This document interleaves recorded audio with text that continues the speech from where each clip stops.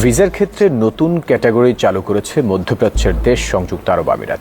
সোমবার বিষয়টি নিশ্চিত করে দেশটির federal authority for identity, citizenship, custom and port security ICP. আসসালামু আলাইকুম। ভিসার ক্ষেত্রে নতুন ক্যাটাগরি চালু করেছে মধ্যপ্রাচ্যের দেশ সংযুক্ত আরব আমিরাত। সোমবার বিষয়টি নিশ্চিত করেছে দেশটির federal authority for identity, citizenship, custom and port security ICP. এর মধ্য দিয়ে প্রথমবারের মতো 4টি বিশেষ ভিজিট ভিসা যুক্ত হল কৃত্রিম বুদ্ধিমত্তা বিশেষজ্ঞ, বিনোদন ও ইভেন্ট সেক্টর, কৃষিপ এবং প্রমোত্তরের জন্য সংশ্লিষ্টদের জন্য।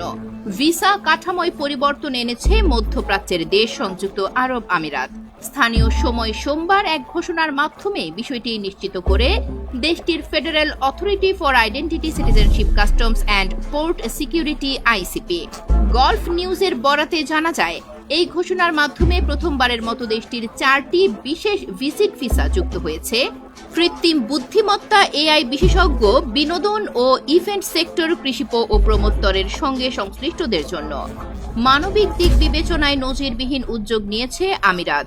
বিধবা ও তালাকপ্রাপ্ত নারীর জন্য 1 বছরের রেসিডেন্স পারমিট অনুমোদন দেওয়া হয়েছে 1 বছরের মানবিক রেসিডেন্স পারমিটও।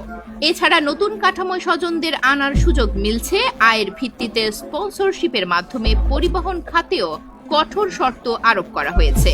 ট্রাক ড্রাইভারদের ভিসার ক্ষেত্রে স্পন্সর অপরিহার্য, সঙ্গে স্বাস্থ্য ও আর্থিক গ্যারান্টি থাকা বাধ্যতামূলক বলেও জানানো হয়।